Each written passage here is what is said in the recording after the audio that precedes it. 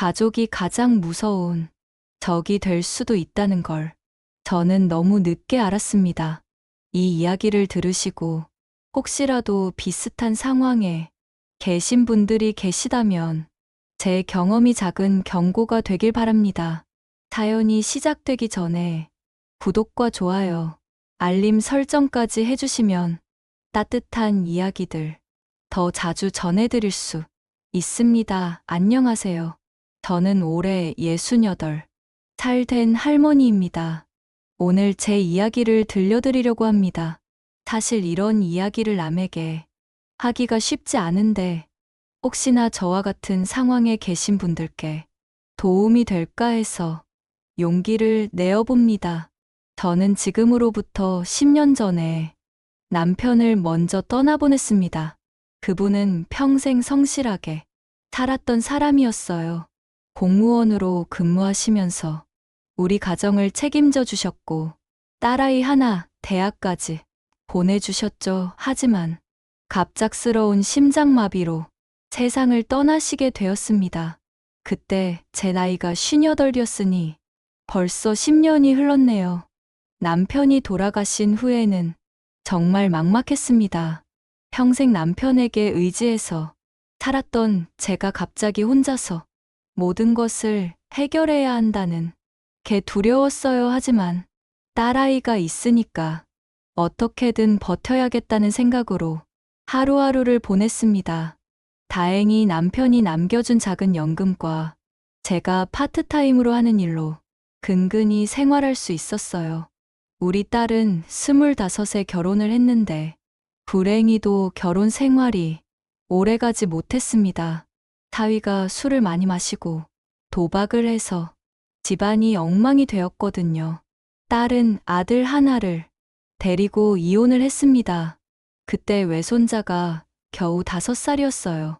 딸은 혼자서 아이를 키우며 열심히 일했습니다. 식당에서 서빙도 하고 마트에서 계산원도 하면서 정말 악착같이 살았어요. 저는 딸과 외손자를 도와주고 싶었지만 제가 가진 것도 별로 없었습니다. 남편이 돌아가시기 전에 마련해둔 작은 단독주택이 전부였거든요. 그 집이 지금 시세로 4억 정도 되는데 그게 저희 전 재산이었습니다. 현금은 항상 부족했어요. 생활비와 관리비, 세금 등을 내고 나면 남는 게 거의 없었거든요. 그래도 외손자가 자라는 모습을 보는 게 제일 큰 기쁨이었습니다. 주말이면 딸과 외손자가 제 집에 와서 함께 밥을 먹고 외손자는 제 무릎에 앉아서 학교 이야기를 해주곤 했어요. 그 아이가 공부를 정말 잘했습니다. 어려운 환경에서도 늘 성적이 상위권이었고 선생님들도 칭찬을 많이 해주셨어요. 할머니, 나 커서 의사 될 거야. 그러면 할머니 아픈 것도 다 고쳐줄 수 있어. 외손자가 이렇게 말할 때마다 제 마음이 뭉클했습니다. 이 아이만큼은 꼭 좋은 대학에 보내주고 싶다는 생각이 들었어요. 하지만 현실은 녹록지 않았습니다. 딸의 수입으로는 생활비도 빠듯한데 대학 등록금까지 마련하기는 어려웠거든요. 시간이 흘러 외손자가 고등학교 3학년이 되었습니다.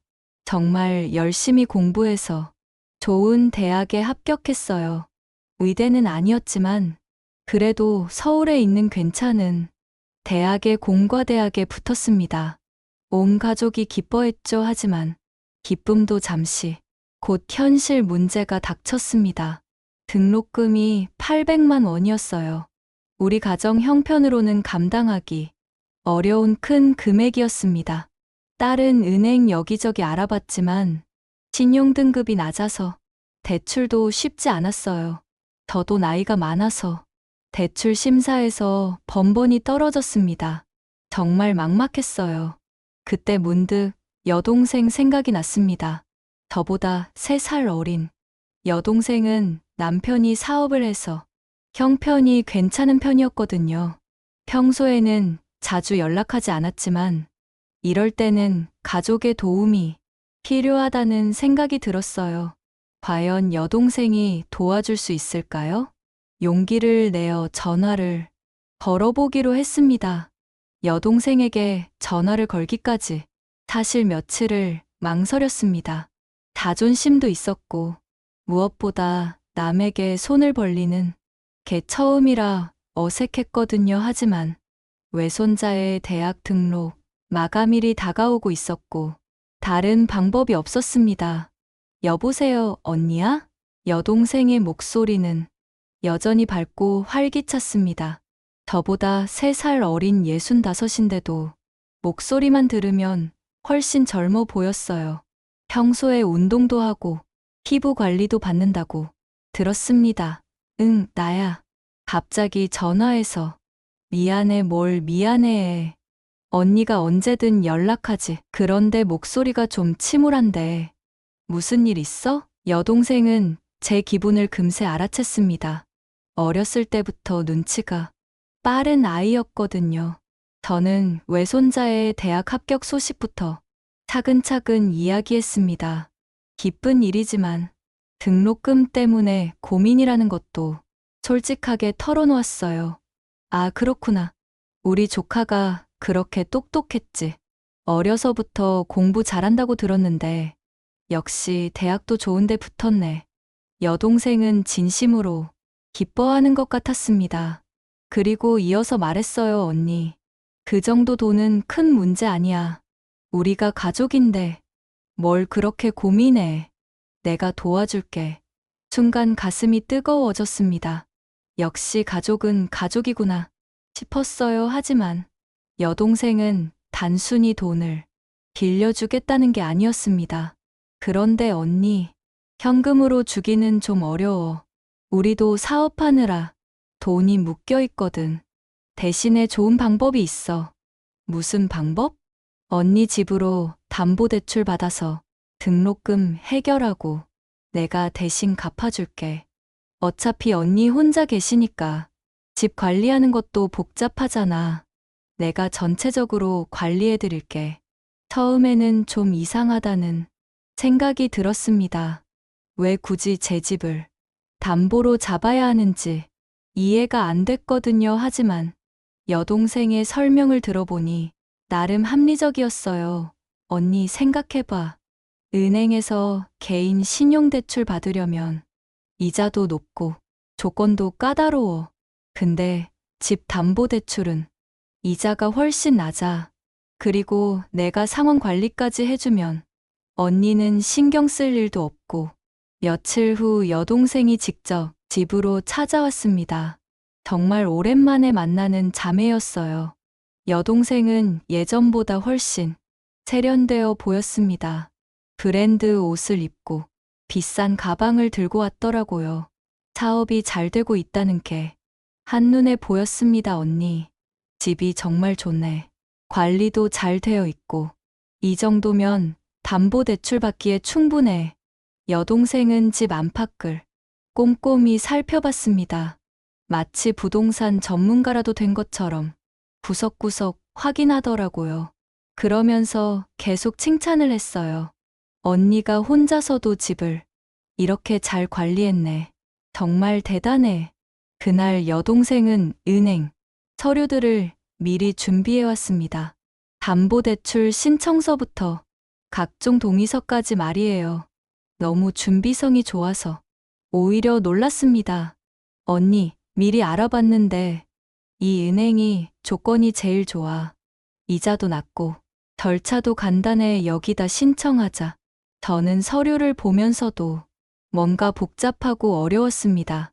법률 용어들이 많아서 잘 이해가 안 됐거든요. 여동생이 옆에서 친절하게 설명해 줬지만 여전히 헷갈렸어요. 언니, 걱정하지 마. 내가 다 처리해 줄 테니까. 언니는 서명만 하면 돼. 결국 저는 여동생을 믿고 서류에 서명을 했습니다. 위임장도 써줬어요. 제가 직접 은행에 가기 어려우니 여동생이 대신 처리하겠다고 했거든요. 이제 며칠만 기다리면 돈나와 외손자 등록금 걱정은 끝났네. 여동생은 정말 든든했습니다. 이렇게 가족이 있다는 게 고마웠어요. 혼자서 끙끙 앓고 있었는데 동생이 이렇게 나서서 도와주니까 마음이 한결 가벼워졌습니다. 그런데 며칠이 지나도 연락이 없었어요. 궁금해서 전화를 걸어봤는데 여동생은 아직 서류 심사 중이라 조금 더 기다려야 한다고 했습니다. 은행 일이 원래 시간이 걸린다고 조급해하지 말라고 하더라고요. 그러면서 여동생이 한 말이 지금 생각해보면 참 이상했습니다, 언니. 혹시 이웃들이 뭔가 물어보면 그냥 집수리 한다고 해. 괜한 소문나면 안 좋잖아. 당시에는 별 생각 없이 넘어갔는데 나중에 보니 이미 그때부터 수상한 계획을 세우고 있었던 것 같아요. 일주일쯤 지났을 때였습니다. 평소처럼 마당에서 빨래를 널고 있는데 옆집 할머니가 담 너머로 말을 걸어왔어요. 댁에 요즘 누가 자주 오던데? 네, 누가요? 어제도 정장 입은 남자들이 와서 집 주변을 이리저리 둘러보고 갔어. 뭔가 재고 있는 것 같던데 이상했습니다. 여동생은 은행 서류 심사 중이라고만 했는데 왜 정장 입은 남자들이 집에 왔을까요? 저는 그날 밤잠을 제대로 이루지 못했어요. 뭔가 불안한 기분이 들었거든요. 며칠 후에도 또 비슷한 일이 있었습니다. 이번에는 건너편 집 아주머니가 알려줬어요. 어제 부동산 중개소 사람들이 와서 댁집 사진 찍고 갔더라고요. 혹시 집 파시나요? 네. 아니에요. 그럴 리가 없는데 마음이 급해져서 여동생에게 전화를 걸었습니다. 여동생아, 집에 부동산 사람들이 왔다는데 무슨 일이야? 아, 그거? 담보대출 때문에 집 감정평가 받는 거야. 은행에서 보낸 사람들이니까 걱정하지 마. 여동생의 대답은 그럴듯했습니다. 담보대출을 받으려면 집값을 평가해야 한다는 건 저도 알고 있었거든요. 하지만 뭔가 찜찜한 기분은 지워지지 않았어요. 그런데 언제쯤 돈이 나올 것 같아? 등록금 마감일이 얼마 안 남았어. 곧 나올 거야. 며칠만 더 기다려봐 하지만 며칠이 더 지나도 소식이 없었습니다. 오히려 이상한 일들이 더 많이 생겼어요. 어떤 날은 제가 시장 갔다 오는 사이에 누군가 집 문고리를 만져본 흔적이 있었고 또 어떤 날은 마당 곳곳에 담배꽁초가 떨어져 있었습니다. 가장 이상했던 건 공인중개사 명함을 든 남자가 직접 찾아온 일이었어요. 안녕하세요. 혹시 이 집 매매 의사 있으시나요? 좋은 조건으로 매수하고 싶어 하는 분이 계시거든요. 아니요. 집 팔 생각 없습니다. 아, 그러시구나. 그런데 제가 알기로는 매매 의뢰를 받았다고 들었는데 이때부터 정말 이상하다는 생각이 들었습니다. 분명히 여동생은 담보대출이라고 했는데 왜 집 매매 이야기가 나오는 걸까요? 그날 밤 딸에게 전화를 걸어서 전체 상황을 이야기했습니다. 엄마, 뭔가 이상해요. 고모가 정말 담보대출만 받으려는 거라면 왜 부동산 중개사들이 오는 거예요? 딸도 제 생각과 같았습니다. 그리고 딸이 한 말이 제 머릿속에 경고등을 켜놨어요. 엄마, 혹시 고모가 엄마를 속이는 거 아니에요? 요즘 가족 사이에도 부동산 사기가 많다고 하던데 설마 그럴 리가. 우리가 가족인데 하지만 마음 한구석에서는 딸 말이 맞을 수도 있다는 생각이 들었어요. 그래서 다음 날 직접 여동생 집으로 찾아가기로 했습니다. 여동생은 저를 보고 살짝 당황하는 표정을 지었어요. 하지만 금세 웃으면서 반겼습니다. 언니, 갑자기 웬일이야? 미리 연락하지. 그래, 담보대출 일이 어떻게 되어가는지 궁금해서. 그런데 집에 부동산 사람들이 자꾸 와서 불안해. 아, 그거 신경 쓰지 마. 요즘 부동산 경기가 좋아서 그런 사람들이 많아. 우리 일과는 상관없어. 여동생의 대답은 여전히 그럴듯했지만 뭔가 어색한 구석이 있었어요. 특히 제 눈을 직접 보지 않고 다른 곳을 보면서 말하는 게 신경 쓰였습니다. 그럼 은행 서류는 언제쯤 나올 것 같아? 이번 주 안에는 나올 거야. 좀 더 기다려봐. 집으로 돌아오는 길에 계속 생각해 봤는데 뭔가 석연치 않았습니다. 담보대출이라면 이미 일주일도 넘게 지났는데 아직도 서류가 안 나온다는 게 이상했어요.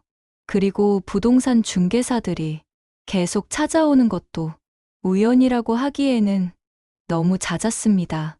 그날 밤 잠들기 전에 문득 생각해보니 여동생이 제게 위임장을 써달라고 했을 때의 일이 떠올랐어요.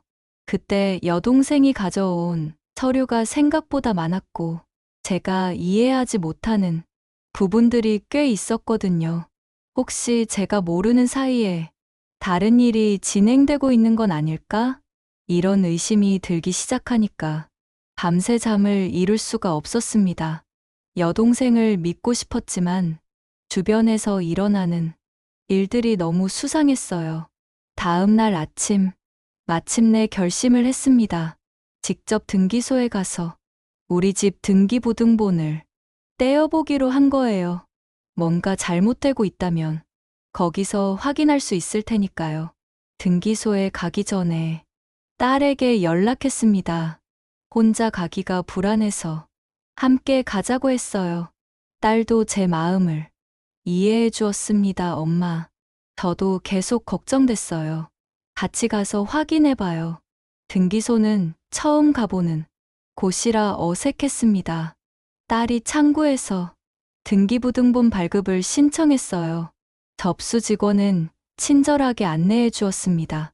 신분증과 주소 확인해 주시고 여기 신청서 작성해 주세요. 서류를 기다리는 동안 가슴이 두근거렸습니다. 별일 아니었으면 좋겠다는 생각과 함께 한편으로는 이상한 일들의 답을 찾을 수 있을 거라는 기대도 있었어요. 나왔습니다. 직원이 서류를 건네줬을 때 저는 손이 떨렸습니다. 딸이 먼저 받아서 펼쳐보더니 얼굴이 싹 굳어졌어요. 엄마 이거 뭐예요? 딸의 표정을 보니 심상치 않았습니다. 저도 급히 서류를 들여다봤는데 한자와 어려운 용어들이 많아서 잘 이해가 안 됐어요. 뭐가 문제야? 엄마, 여기 보세요. 근저당권이 설정되어 있어요. 그런데 채권자가 고모가 아니라 다른 사람이에요. 딸이 가리키는 부분을 보니 정말로 제가 모르는 이름이 적혀 있었습니다. 그리고 더 충격적인 건 그 다음에 발견한 내용이었어요. 그리고 엄마, 이거 봐요. 소유권 이전. 예고 등기가 되어 있어요. 그게 뭔 말이야? 집 소유권을 다른 사람에게 넘기기 위한 사전 절차라는 뜻이에요. 엄마 고모가 엄마 집을 팔려고 하고 있는 것 같아요. 순간 머리가 하얘졌습니다. 설마 여동생이 저를 속였다는 말인가요? 외손자 등록금을 빌미로 제 집을 가로채려고 했다는 건가요? 아니야, 그럴 리 없어. 우리가 뭔가 잘못 이해한 거야 하지만 딸은 등기부등본을 더 자세히 살펴보더니 점점 심각한 표정이 되었어요. 엄마, 여기 날짜 보세요. 이 모든 등기가 엄마가 고모한테 위임장 써준 다음 날부터 진행된 거예요. 정말이었습니다. 제가 여동생에게 위임장을 써준 날짜와 이상한 등기들이 시작된 날짜가 거의 일치했어요. 이제 모든 퍼즐이 맞춰지기 시작했습니다. 부동산 중개사들이 찾아온 이유, 정장 입은 사람들이 집 주변을 둘러본 이유, 여동생이 계속 시간을 끄는 이유, 모든 게 연결되어 있었습니다. 딸아, 이거 진짜 고모가 우리를 속인 거야? 엄마, 이 서류만 봐도 확실해요. 고모가 엄마 집을 자기 명의로 넘기려고 하고 있어요. 집으로 돌아오는 길에 다리에 힘이 풀렸습니다. 평생 믿었던 여동생에게 이런 배신을 당하다니? 정말 세상이 무너지는 기분이었어요. 딸이 제 팔을 붙잡고 말했습니다. 엄마, 지금 당장 고모한테 연락해서 따져봐야 해요. 하지만 저는 아직도 믿어지지 않았습니다. 혹시 오해일 수도 있고, 여동생이 무슨 다른 계획이 있을 수도 있잖아요. 그래서 일단 직접 만나서 이야기해보기로 했습니다. 그날 저녁 바로 여동생에게 전화를 걸었어요. 여동생아, 나 오늘 등기소 다녀왔어. 전화 너머로 잠깐 정적이 흘렀습니다. 그리고 여동생이 어색하게 웃으며 말했어요. 언니, 왜 갑자기 등기소에 갔어? 우리 집 등기부등본 떼어봤는데 이상한 게 많더라. 우리 만나서 이야기해야겠어, 언니. 그거 내가 설명해 줄게. 복잡한 절차라. 그런 거야. 여동생의 목소리에서 당황스러움이 느껴졌습니다. 평소에 자신만만한 톤과는 완전히 달랐어요. 내일 우리 집으로 와. 제대로 된 설명을 들어야겠어. 언니, 너무 걱정하지 마. 모든 게 언니를 위한 거야. 전화를 끊고 나서 딸과 함께 대책을 세웠습니다. 혹시 모르니까 내일 여동생과 만날 때 녹음도 하고 법무사나 변호사에게도 상담을 받아보자고 했어요. 엄마, 이미 이 정도까지 진행된 걸 보면 고모가 계획적으로 한 일이에요. 우리가 증거를 확실히 잡아둬야 해요. 그날 밤은 잠을 한 춤도 이루지 못했습니다. 어떻게 친 여동생이 저한테 이런 짓을 할 수 있는지 도저히 이해가 안 됐어요. 외손자 등록금을 핑계로 제 집을 빼앗으려 했다니 정말 상상도 할 수 없는 일이었습니다. 다음 날 오전, 여동생이 집으로 왔습니다. 평소와 달리 표정이 어두웠고 말수도 적었어요. 저는 등기부등본을 테이블에 펼쳐놓고 여동생을 마주 앉혔습니다. 이게 뭐야?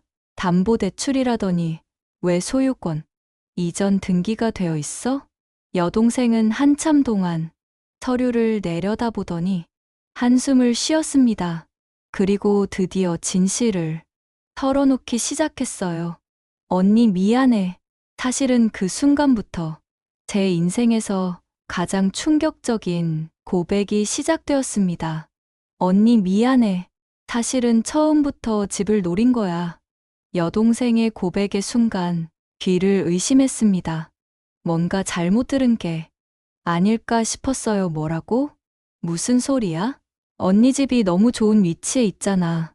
요즘 그 동네 집값이 많이 올랐어. 어차피 언니는 혼자 사시는데 이런 큰 집이 무슨 소용이야? 저는 정말 할 말을 잃었습니다. 이게 제 친여 동생이 하는 말인지 믿어지지 않았어요. 그럼 외손자 등록금은 핑계였다는 거야? 그것도 물론 도와줄 생각이었어. 하지만 언니 집 팔면 4억인데 거기서 등록금 빼고도 돈이 많이 남잖아. 그 돈으로 언니도 작은 아파트 사고 나머지는 우리가 쓰면 되고. 여동생은 마치 자기가 훌륭한 계획을 세운 것처럼 말했습니다. 전혀 죄책감이 없어 보였어요. 미친 소리 하지 마. 내 집을 왜 내가 팔아? 언니, 화내지 마. 어차피 언니 혼자서는 관리도 힘들잖아. 나이 들면 더 힘들어질 거고. 미리미리 정리하는 게 나아. 이때부터 여동생의 진짜 모습이 드러나기 시작했습니다. 평소에 보였던 친절하고 상냥한 모습은 완전히 사라지고 차갑고 계산적인 성격이 고스란히 나타났어요. 그리고 솔직히 말하면 우리 사업 때문에 돈이 좀 필요해. 은행에서 대출 받으려니까 담보가 부족하다고 하더라고. 언니 집이면 충분히 해결될 것 같아서. 그럼 나한테 솔직하게 말하지 그랬어. 왜 속여가면서까지 언니가 순순히 동의했겠어? 분명히 안 된다고 했을 거잖아. 여동생의 말에 화가 치밀어 올랐습니다. 정말 이런 사람이 제 동생인지 믿어지지 않았어요. 당연히 안 된다고 했지. 내 집인데 왜 내 마음대로 처분해? 그런데 여동생이 갑자기 목소리를 높이면서 본색을 드러냈습니다. 언니는 진짜 이기적이야. 나는 그동안 언니한테 얼마나 잘해줬는데 이런 것 하나 도와달라고 하니까 난리를 피우네. 뭐가 이기적이야? 내 집을 도둑질하려는 게 도와달라는 거야? 도둑질이라니. 나는 언니 가족이야. 가족끼리 돕고 사는 게 당연한 거 아냐? 정말 어이가 없었습니다. 제 집을 훔치려 해놓고 가족이라는 말을 앞세우다니요. 가족이면 더더욱 속이면 안 되는 거 아냐? 내가 한 게 가족이 할 일이야? 언니는 정말 답답해. 어차피 언니가 죽으면 다 딸한테 가는 거 아냐? 미리 좀 나눠주면 어때? 나도 언니 동생인데. 이때 여동생이 한 말이 정말 충격적이었어요. 솔직히 말하면 언니가 혼자 살면서 그런 큰 집에서 뭘 해? 나는 자식들도 키워야 하고 사업도 해야 하는데 언니보다 내가 그 집을 더 잘 활용할 수 있어. 내가 그런 소리 할 자격이 있어? 그 집은 내 남편이 평생 고생해서 마련한 거야. 어쨌든 이미 서류는 다 준비됐어. 언니가 위임장도 써줬고 법적으로 문제 없이 진행할 수 있어. 여동생은 아예 포기하지 않을 생각인 것 같았어요. 오히려 더 당당해졌습니다. 그리고 언니, 이미 계약금도 받았어. 매수자가 기다리고 있다고 뭐라고? 계약금도 받았다고? 응, 언니가 서명한 위임장으로 매매 계약서도 작성했어. 이제 와서 안 된다고 하면 위약금 물어야 해. 정말 치밀하게 계획한 일이었습니다. 저를 완전히 옴짝달싹 못하게 만들어 놓고 이제 와서 어쩔 수 없다는 식으로 나오는 거였어요. 너 정말 미친년이구나, 언니. 말 함부로 하지 마. 나는 언니를 위해서 하는 일이야. 내가 언제 집 팔아달라고 했어? 누가 위해서 한다는 거야? 언니는 세상 물정을 몰라. 요즘 부동산 시장이 얼마나 좋은데 이때 안 팔면 언제 팔아? 나중에 가격 떨어지면 후회할 거야. 여동생은 끝까지 자기가 옳다는 듯이 말했습니다. 정말 뻔뻔하기 그지없었어요. 그때 딸이 방에서 나와서 여동생에게 소리쳤습니다. 고모, 그만하세요. 어떻게 이런 짓을 할 수 있어요? 너는 뭘 알아? 어른들 일에 끼어들지 마. 어른이라는 분이 남의 집 훔치려고 하는 게 맞아요? 여동생이 딸에게까지 화를 내는 모습을 보니까 정말 화가 났습니다. 이 사람은 정말 가족이라는 개념이 없는 것 같았어요. 여동생이 집을 나간 후 저는 당장 변호사를 찾아가기로 했습니다. 딸이 인터넷으로 부동산 전문 변호사를 찾아서 예약을 잡아줬어요, 어머님. 일단 위임장 남용과 사기 혐의로 고소할 수 있습니다. 하지만 이미 진행된 등기를 무효화하는 게 쉽지는 않을 겁니다. 변호사의 말을 듣고 더욱 절망스러웠어요. 여동생이 얼마나 치밀하게 계획했는지 알 수 있었습니다. 그럼 제 집을 되찾을 수 없다는 말인가요? 가능하긴 하지만 시간이 걸릴 겁니다. 일단 가처분 신청을 해서 매매를 중단시키고 동시에 형사고발과 민사소송을 진행해야 합니다. 변호사는 여동생의 행위가 명백한 범죄라고 했어요. 위임장을 남용해서 타인의 재산을 처분하려 한 것은 사기죄에 해당한다고 했습니다. 다음 날부터 본격적인 법적 절차가 시작되었습니다. 먼저 부동산 매매 중지, 가처분을 신청했어요. 그리고 여동생을 사기 혐의로 경찰서에 고발했습니다. 경찰서에 가서 진술서를 작성하는 게 정말 힘들었어요. 친여동생을 고발한다는 게 마음이 아팠지만 더 이상 당할 수는 없었거든요. 피고발인과는 어떤 관계입니까? 제 친여동생입니다. 경찰관도 가족 간의 사기 사건이라며 안타까워했어요. 요즘 이런 사건이 많다고 하더라고요. 며칠 후 여동생에게서 전화가 왔습니다. 목소리가 완전히 바뀌어 있었어요, 언니. 왜 이렇게까지 해? 우리가 가족 아냐? 가족이니까 더 실망이야. 어떻게 이런 짓을 할 수 있어? 언니가 너무 과민하게 반응하는 거야. 내가 정말 언니를 해치려고 한 게 아니라고. 여전히 자기가 잘못했다는 생각이 없는 것 같았어요. 그럼 지금이라도 모든 걸 원상복구해. 이미 너무 많이 진행돼서 어려워. 매수자한테도 약속했는데 그런 건 내가 알아서 해. 내 집은 절대 못 줘. 여동생은 계속 협상을 하려고 했지만 저는 단호하게 거절했습니다. 이미 선을 넘었기 때문에 어떤 타협도 할 수 없었어요. 경찰 수사가 시작되면서 여동생의 진짜 계획이 더 드러났습니다. 알고 보니 여동생은 몇 달 전부터 이 일을 계획하고 있었어요. 부동산 중개업자와도 미리 짜고 있었고 매수자도 이미 섭외해둔 상태였습니다. 더 충격적인 건 여동생이 저에게 거짓말을 한 게 한두 가지가 아니라는 것이었어요. 사업이 잘 된다는 것도 거짓말이었고 남편 사업도 사실은 부도 직전이었다고 하더라고요. 피고 발인은 금전적 압박으로 인해 계획적으로 범행을 저질렀습니다. 수사관의 말을 듣고 정말 어이가 없었어요. 결국 여동생은 자기 빚을 갚기 위해 제 집을 노린 거였습니다.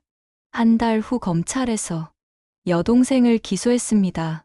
사기 미수와 위임장 남용 혐의였어요. 동시에 민사소송도 진행되었습니다. 법정에서 여동생을 다시 만났을 때 정말 복잡한 심정이었어요.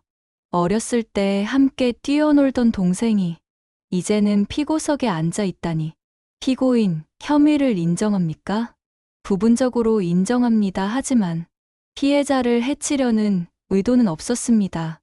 여동생은 끝까지 자기 잘못을 완전히 인정하지 않았어요. 오히려 저를 위해서 한 일이라고 주장했습니다. 언니를 위해서 좋은 조건으로 집을 팔아주려고 했는데 언니가 오해를 한 것 같습니다. 정말 뻔뻔한 변명이었어요. 변호사도 고개를 저을 정도였습니다. 재판이 진행되면서 여동생의 다른 범죄 행위들도 드러났어요. 저뿐만 아니라 다른 사람들도 속인 적이 있다는 것이었습니다. 가까운 지인들에게 투자 명목으로 돈을 받아서 돌려주지 않은 사건들이 몇 건 더 있었어요. 피고인은 상습적으로 타인을 기만하여 재산상 이익을 취하려 했습니다. 검사의 말을 들으니 정말 제가 모르던 여동생의 모습이 있었던 것 같아요. 아마 오래전부터 이런 식으로 살아왔던 모양입니다. 재판 과정에서 가장 힘들었던 건 다른 가족들의 반응이었어요. 어머니가 돌아가시기 전에 자매는 서로 의지하고 살라고 하셨는데 이런 일이 벌어지다니 정말 죄송스러웠습니다. 친척들도 반응이 갈렸어요.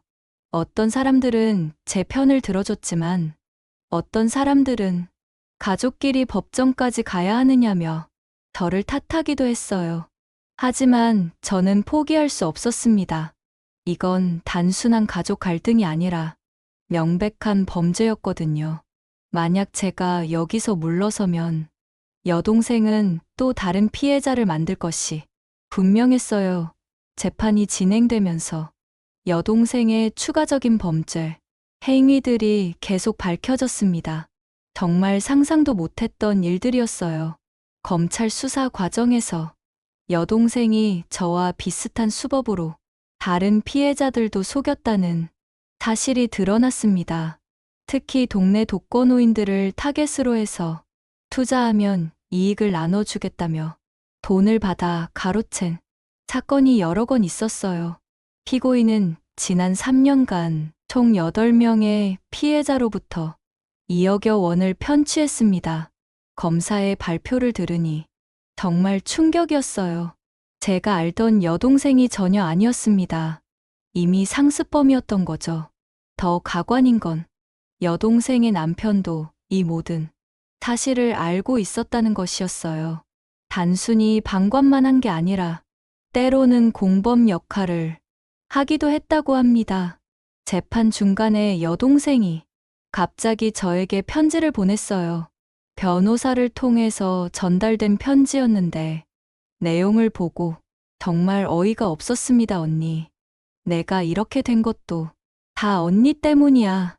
어렸을 때부터 언니만 예뻐해주고 나는 항상 뒷전이었잖아. 부모님도 언니 편만 들고 나한테는 관심도 없었어. 그래서 내가 이렇게 삐뚤어진 거야. 정말 말도 안 되는 내용이었어요. 어렸을 때 이를 핑계로 자기가 한 범죄를 정당화하려고 하다니요. 언니가 진짜 나를 생각한다면 이 재판을 취하해줘. 우리가 가족인데 이렇게 원수가 되어야 해? 마지막 부분에서는 아예 협박조로 바뀌었어요. 언니도 알잖아. 내가 감옥에 가면 우리 가족들이 어떻게 될지. 특히 우리 애들 생각해봐. 엄마가 범죄자가 되면 애들이 학교에서 얼마나 힘들겠어. 자기 자식들까지 방패막이로 쓰는 모습을 보니 정말 한심했습니다. 범죄를 저지른 건 자기인데 책임은 저한테 떠넘기려고 하다니요. 저는 변호사와 상의해서 이 편지를 증거로 제출했습니다. 오히려 여동생이 반성하지 않고 있다는 걸 보여주는 자료가 되었어요. 그런데 더 충격적인 사실이 밝혀졌습니다. 여동생이 제 집만 노린 게 아니라 다른 친척들의 재산도 노리고 있었다는 것이었어요. 경찰 수사 과정에서 여동생의 핸드폰과 컴퓨터를 압수수색했는데 거기서 친척들의 재산 현황을 정리한 파일이 발견되었습니다. 누가 어디에 무슨 부동산을 가지고 있는지, 누가 현금을 얼마나 가지고 있는지까지 상세하게 조사해 놓았더라고요. 피고인은 계획적이고 조직적으로 범행을 준비했습니다. 더 무서운 건 여동생이 저 다음 타겟으로 큰언니를 정해놓고 있었다는 것이었어요. 큰언니는 남편이 돌아가신 후 혼자 살고 계시는데 시골에 땅을 좀 가지고 계시거든요. 경찰이 보여준 메모를 보니 정말 소름이 돋았어요.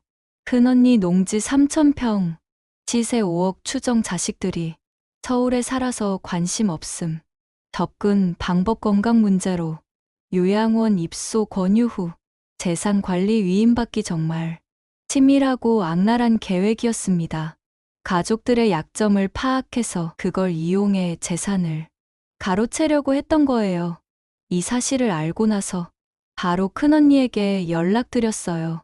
큰언니도 정말 충격받으셨습니다. 정말 그런 일이 있었구나. 나도 얼마 전에 그 애가 와서 이상한 말을 하더라. 큰언니 말씀으로는 최근에 여동생이 찾아와서 혼자 시골에서 사시기 힘드시죠? 좋은 요양원 알아봐 드릴까요? 했다는 거예요. 당시에는 친절하게 챙겨주는 줄 알았는데 알고 보니 다 계획이었던 거죠. 재판장에서 이런 증거들이 제시되자 여동생의 표정이 완전히 굳어졌어요. 이제 더 이상 변명할 여지가 없었거든요. 피고인, 이런 계획들에 대해 어떻게 생각합니까? 판사의 질문에 여동생은 한참 동안 대답하지 못했어요. 그러다가 갑자기 울음을 터뜨리며 말했습니다. 저도 어쩔 수 없었어요. 빚이 너무 많아서 아이들 교육비도 있고 정말 막막했어요. 하지만 이미 늦었습니다. 계획적이고 상습적인 범행이라는 게 명확히 드러났거든요. 검사는 여동생에게 실형 3년을 구형했습니다. 단순한 사기가 아니라 가족을 상대로 한 배신 행위이고 다른 피해자들도 많다는 이유였어요. 피고인의 행위는 가족이라는 신뢰 관계를 악용한 매우 악질적인 범죄입니다. 재판이 거의 마무리되어 갈 때쯤 여동생이 마지막으로 저에게 말을 걸어왔어요, 언니. 진짜 마지막이야. 제발 선처를 부탁해줘 하지만 저는 고개를 돌렸습니다. 이미 용서할 수 없는 선을 넘었기 때문이었어요. 1심 판결이 나왔습니다. 여동생은 징역 2년에 집행유예 3년을 선고받았어요. 실형은 면했지만 벌금 3천만 원과 사회봉사 200시간이 추가로 부과되었습니다. 피고인의 범행은 가족 관계를 이용한 악질적인 것이나 초범이고 일부 피해가 회복된 점을 고려하여 이와 같이 선고합니다. 실형을 면한 것에 대해서는 아쉬웠지만 그래도 법적으로 처벌받은 것에 안도했어요. 민사소송에서도 승소해서 제 집 소유권은 완전히 되돌아왔습니다. 하지만 이게 끝이 아니었습니다. 정말 신기하게도 여동생에게 연달아 불행한 일들이 일어나기 시작했어요. 먼저 여동생의 남편, 사업이 완전히 망했습니다. 재판 과정에서 여동생의 범죄 행위가 알려지면서 거래처들이 등을 돌린 거예요. 신뢰를 잃은 사업은 금세 무너졌습니다. 범죄자 가족과는 거래할 수 없다며 기존 고객들이 하나둘씩 떠나갔고 새로운 계약도 성사되지 않았어요. 결국 사업체를 정리하고 빚만 남게 되었습니다. 더 큰 문제는 여동생의 건강이었어요. 재판 스트레스 때문인지 갑자기 몸이 안 좋아지기 시작했거든요. 처음에는 단순한 피로라고 생각했는데 병원에 가보니 심각한 질병이 발견되었습니다. 당뇨 합병증이 상당히 진행되었습니다. 망막에도 문제가 생겼고 신장 기능도 떨어져 있어요. 의사의 진단을 들은 여동생은 완전히 무너졌다고 해요. 제대로 치료받으려면 큰 돈이 들어가는데 집안 형편이 그럴 상황이 아니었거든요. 설상가상으로 여동생의 큰아들이 사고를 당했습니다. 오토바이를 타고 가다가 큰 교통사고가 난 거예요. 다행히 생명에는 지장이 없었지만 다리를 크게 다쳐서 몇 달간 입원해야 했습니다. 수술비만 몇 천만 원이 들어간다는데 돈이 어디 있겠어요. 여동생의 남편이 이웃들에게 하소연하는 소리가 들렸어요. 하지만 이미 동네에서도 여동생 가족에 대한 시선이 좋지 않았기 때문에 도움을 주는 사람이 없었습니다. 여동생이 저에게 다시 연락을 해왔어요. 이번에는 정말 절망적인 목소리였습니다. 언니, 제발 도와줘. 우리 아들이 큰 사고를 당했어. 그건 안 됐지만 나한테 왜 도움을 청해? 내가 나한테 뭘 했는지 기억 안 나? 언니, 나도 잘못했어. 정말 미안해. 하지만 이건 내 자식 일이야. 제발. 여동생은 울면서 애원했지만 저는 단호하게 거절했습니다. 이미 선을 넘었기 때문에 어떤 상황이라도 도와줄 수 없었어요. 몇 달 후에는 더 충격적인 소식이 들렸습니다. 여동생이 다른 피해자들로부터 집단 소송을 당하게 된 거예요. 제 사건 때문에 다른 피해자들도 용기를 내어 고발한 것 같았습니다. 총 피해액이 5억 원이 넘는다고 하더라고요. 동네 사람들의 말을 들어보니 여동생이 그동안 정말 많은 사람들을 속였던 모양이에요. 이제 그 모든 게 한꺼번에 터진 거죠. 여동생 가족은 결국 동네를 떠나야 했습니다. 더 이상 그곳에서 살 수가 없었거든요. 사람들의 시선도 차갑고 빚쟁이들까지 찾아오니까 견딜 수가 없었던 모양이에요. 어디로 이사 갔는지는 아무도 몰라요. 조용히 야반 도주했더라고요. 이웃의 말을 들으니 복잡한 심정이었어요. 한편으로는 당연한 결과라는 생각이 들었지만 다른 한편으로는 어렸을 때 함께 놀던 동생을 생각하면 안타까운 마음도 있었거든요. 하지만 제일 안타까웠던 건 여동생의 자녀들이었어요. 부모의 잘못 때문에 아이들까지 피해를 보게 된 거죠. 학교에서도 놀림받고 친구들도 멀리하고 정말 불쌍했습니다. 그런데 신기하게도 여동생의 불행은 여기서 끝나지 않았어요. 마치 하늘이 정말로 벌을 내리는 것처럼 계속해서 안 좋은 일들이 일어났습니다. 이사 간 곳에서도 여동생의 과거가 알려지면서 또다시 생활하기 어려워졌어요. 요즘 인터넷 시대에는 숨는 게 쉽지 않거든요. 여동생의 범죄 기록이 온라인에 퍼지면서 어디를 가도 정상적인 생활을 할 수 없게 되었습니다. 남편은 일자리를 구하기도 어려워졌고 아이들은 전학을 가서도 적응하지 못했어요. 특히 큰아들은 사고 후유증까지 겹쳐서 정말 힘들어했다고 합니다. 정말 인생이 이렇게 한순간에 무너질 수 있구나 싶었어요. 나중에 들은 소식으로는 여동생이 심한 우울증에 걸려서 정신과 치료까지 받고 있다고 했어요. 자기가 저지른 일에 무게가 얼마나 큰지 뒤늦게 깨달았나 봅니다. 저는 이 모든 소식을 들으면서 정말 복잡한 심정이었어요. 여동생이 당한 일들이 과연 우연일까? 아니면 정말로 하늘의 뜻일까? 그런 생각이 들었거든요. 여동생과의 일이 마무리된 후 저는 깊은 상처를 안고 살아야 했습니다. 가족에게 배신당한다는 게 이렇게 아픈 일인지 처음 알았어요. 밤마다 잠들기가 어려웠고 사람을 믿는 것 자체가 두려워졌습니다. 딸이 제 상태를 보고 심리 상담을 받아보자고 제안했어요. 처음에는 거부했지만 계속 우울한 상태로 지내는 게 외손자에게도 좋지 않을 것 같아서 상담을 받기로 했습니다. 어머님께서 겪으신 일은 정말 큰 트라우마입니다.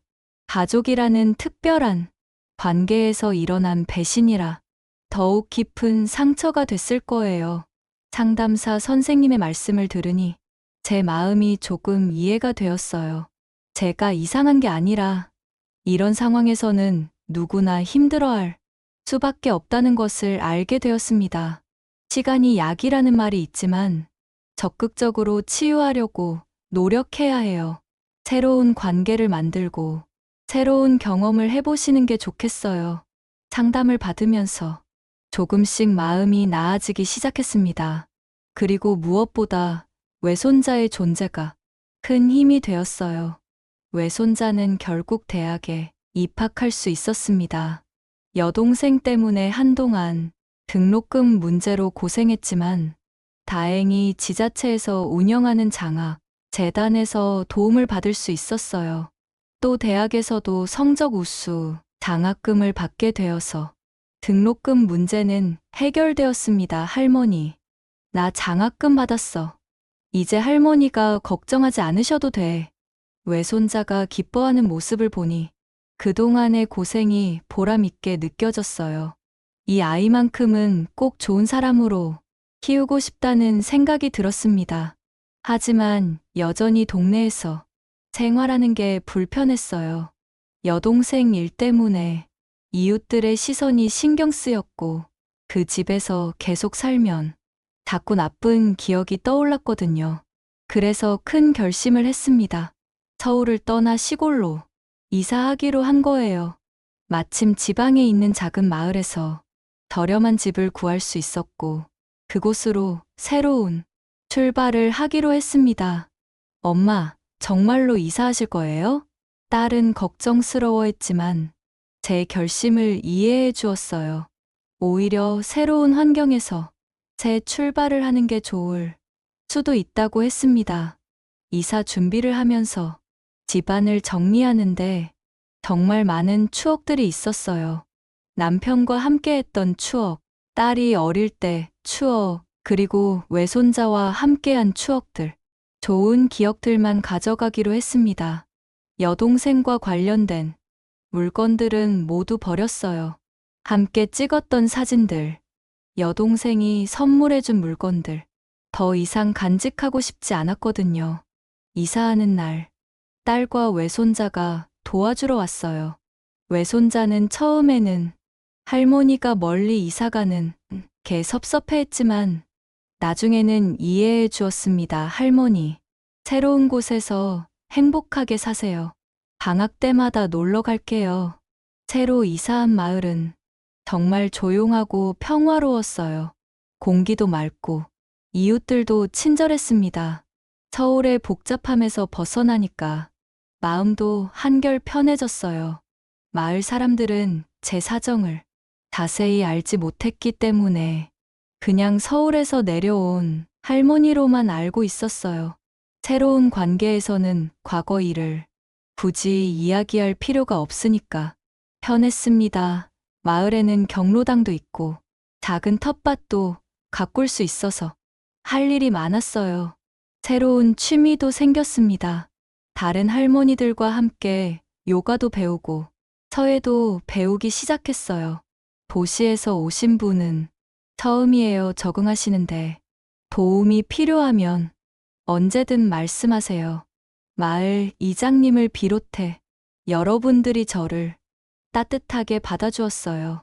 정말 오랜만에 사람들의 순수한 친절을 느낄 수 있었습니다. 시골 생활이 처음에는 어색했지만 점점 익숙해졌어요. 새벽에 일어나서 텃밭에 물을 주고 마을 할머니들과 함께 산책도 하고 단순하지만 평화로운 일상이었습니다. 무엇보다 마음의 평안을 찾을 수 있었어요.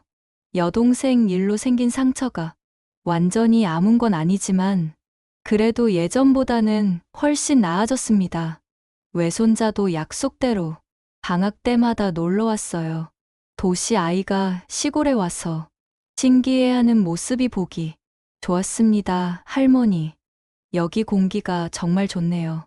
할머니 얼굴도 훨씬 밝아졌어요. 외손자의 말을 들으니 정말 이사를 잘했다는 생각이 들었어요. 새로운 환경에서 새로운 삶을 시작하는 게 때로는 필요한 것 같습니다. 시골로 이사한 지 벌써 1년이 지났습니다. 계절이 바뀌는 것을 온몸으로 느끼며 살아가니까 시간의 흐름이 더욱 소중하게 느껴져요. 여동생에 대한 소식은 가끔 딸을 통해서 들을 뿐입니다. 여전히 어려운 상황에서 살고 있다고 하더라고요. 건강도 좋지 않고 경제적으로도 힘들다고 합니다.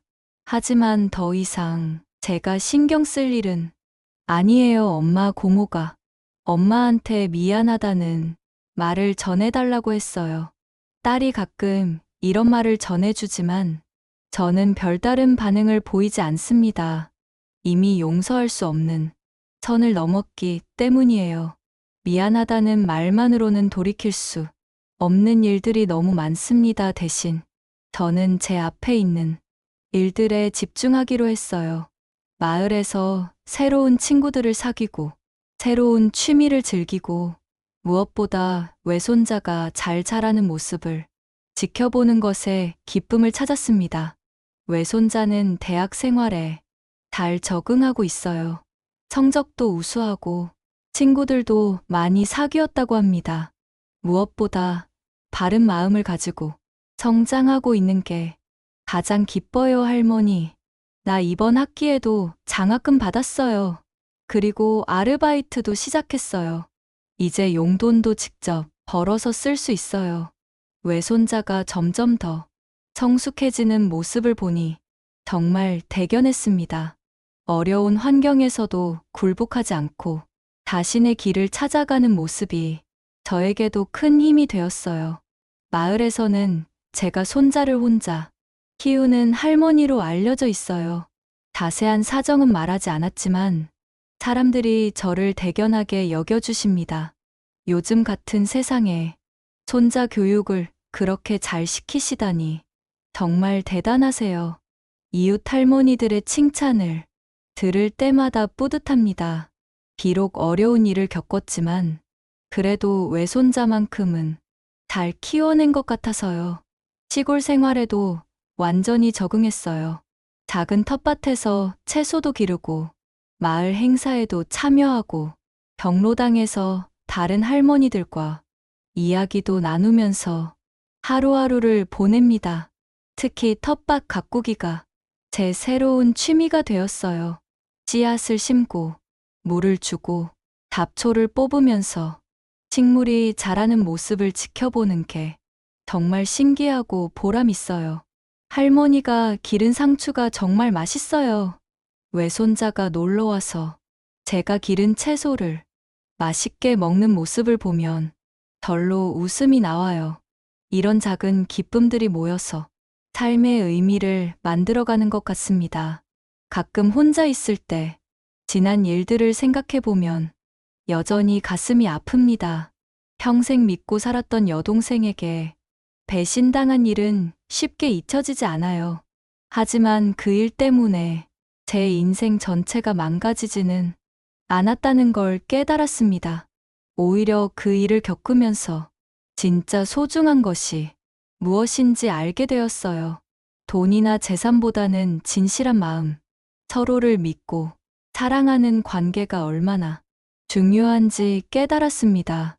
딸과의 관계도 더욱 깊어졌어요. 어려운 시기를 함께 겪으면서 서로를 더 이해하게 되었고, 더 단단한 가족이 되었습니다, 엄마. 그때 힘들었지만 우리가 함께 잘 견뎌내서 다행이에요.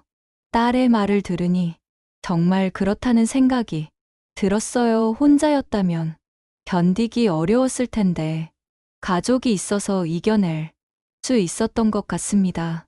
마을 사람들과도 좋은 관계를 맺고 있어요.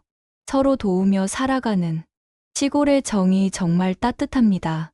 도시에서는 느낄 수 없었던 인간적인 온기를 매일 경험하고 있어요. 우리 마을에 오셔서 분위기가 더 좋아졌어요. 앞으로도 계속 함께 지내요. 마을 이장님의 말씀을 들으니 정말 이곳에서 평생 살고 싶다는 생각이 들었어요. 이제 80이 되면 어떨까? 90이 되면 또 어떨까? 하는 걱정보다는 오늘 하루를 어떻게 의미 있게 보낼까 하는 생각을 더 많이 합니다. 외손자가 방학 때마다 놀러와서 할머니, 건강하게 오래오래 사세요라고 할 때마다 정말 오래 살고 싶다는 생각이 들어요. 이 아이의 성장을 끝까지 지켜보고 싶거든요. 가족이라 믿었던 사람에게서 당한 배신은 참 오래 가더군요. 아직도 가끔 그 일이 꿈만 같이 느껴질 때가 있어요. 하지만 손주의 웃음을 보면 그래도 살아볼 이유가 생깁니다.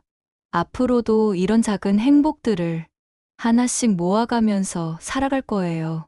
비록 상처는 있지만 그 상처마저도 제 인생의 일부로 받아들이면서 말이에요. 여러분도 힘든 일이 있으시더라도 포기하지 마세요. 분명히 살아갈 이유는 있을 거예요. 저처럼 말이에요. 가족이라는 이름으로 가장 깊게 베이는 상처. 저는 아직도 그 아픔 속에서 헤어나오지 못하고 있습니다. 그래도 외손자의 웃음에서 살아갈 이유를 찾고 있답니다.